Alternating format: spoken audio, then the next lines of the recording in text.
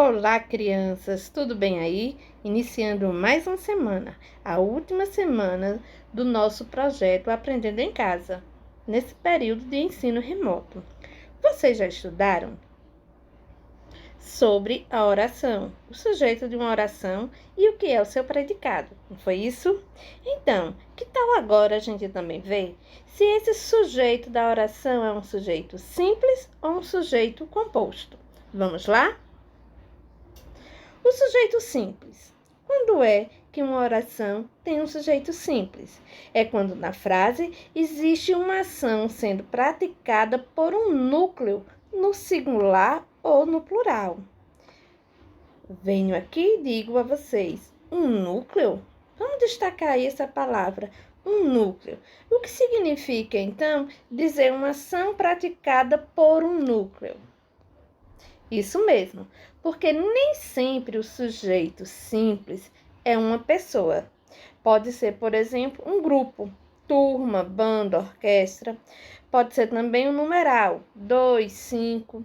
Pode ser um pronome, ele, ela, nós. Ou até mesmo uma palavra substantivada, como o amor, o falar. Vamos ver alguns exemplos de substantivo simples? Então, vejamos aqui. A turma foi embora. Quem praticou a ação aí? A turma. Então, o núcleo é quem? A turma. O sujeito é a turma. Qual é o núcleo desse sujeito? Turma. Os dois gostaram do filme. Quem gostou do filme? Quem foi que praticou a ação de gostar do filme? Os dois. Os dois, o sujeito desta oração. Mas quem é o núcleo do sujeito? 2. Alguém gostaria de ler o texto? Quem é o núcleo? Alguém. Alguém praticou esta ação. O falar muitas vezes causa problemas. O que é que causa problema? Quem é que pratica a ação aí? O falar, não é isso? Quem é, então, o sujeito? O falar. E o núcleo do sujeito? Falar. Os ensaios de hoje foram muito cansativos. O sujeito é os ensaios. O núcleo do sujeito, ensaios.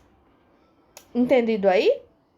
O que é o núcleo e o que é o sujeito simples? Então, o sujeito simples é aquele que pratica somente.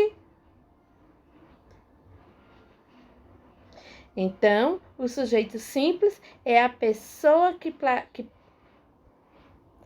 Então, o sujeito simples é uma pessoa que pratica a ação.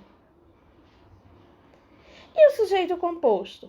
É representado por mais de um núcleo. E lembre-se que o sujeito sempre está ligado à ação praticada.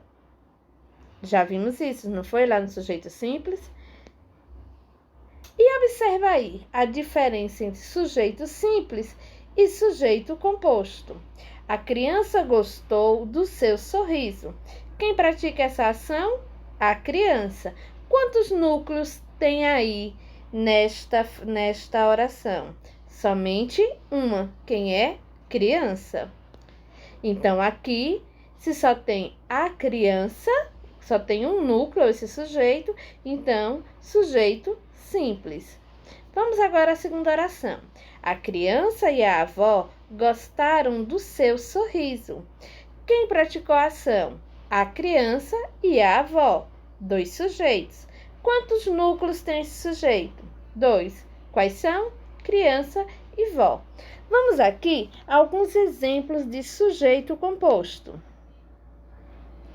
Ana e Léo gostam um do outro. Quem é o sujeito da oração?